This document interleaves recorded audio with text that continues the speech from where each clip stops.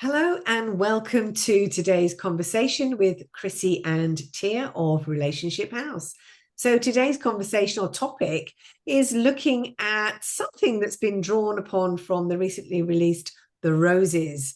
I'm so jealous of you, Chrissy. You've just been to see the film. It's on my to watch list. I remember the original one coming out with Kirk Douglas and Kathleen Turner, I believe. yes, thank you. But I'm so looking forward to seeing the updated version. It looks very, very funny. So, what topic are we pulling out of that marriage for today's session? We're showing our age now, Tia, that we the first one. Yeah. So yes, the bit that really kind of stood out for me, and I think is so relevant for all of us, was how important bids for connection are. So when talking about bids for connection, these are just this ways of, conversation starters really with your partner. And it could be like, hey, I saw something in the news today, or, oh, a funny thing happened to me at work. Or it could be just like, hi, darling. Um, Now, whatever it is, the way that we choose to respond is so important. And in the beginning of the film, of course, they respond really lovingly to each other and funny as well. They have this really nice sense of humor that you will see in the clips.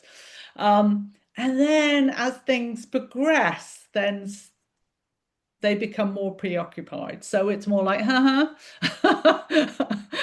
for their positive thing. And at some points in the film, they actually respond really aggressively. So yeah, how we choose to respond to our partner's bids for connection are so important.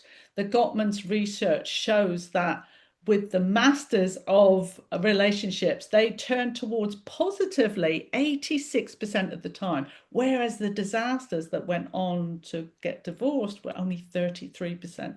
So it's a great predictor, actually, of how we're feeling connected in our relationships.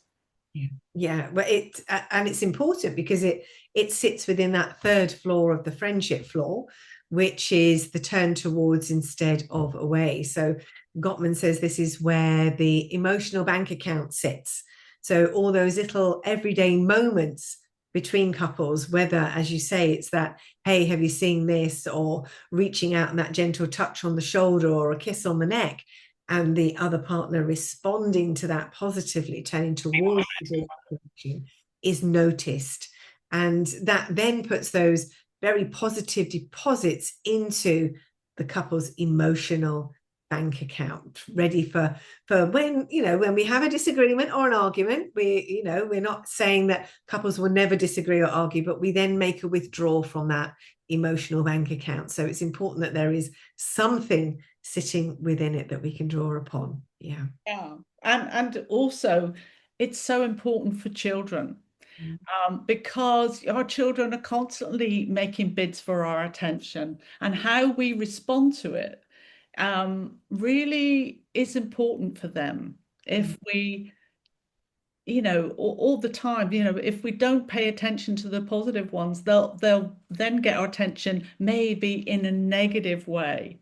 So, being fully present when we're with our families in our relationship is going to be so important. And today, there's so much competing for our attention. It's a lot harder than it used to be. Yeah.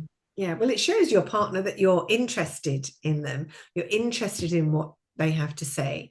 So that actually turning towards as opposed to away or against somebody wanting to reach out and make an emotional connection with you is so important. Otherwise, it just leads to those unmet needs and negative feelings. And of course, that means then we're just hyper vigilant for the negative stuff in the relationship as opposed to celebrating all the lovely positive stuff that we also have.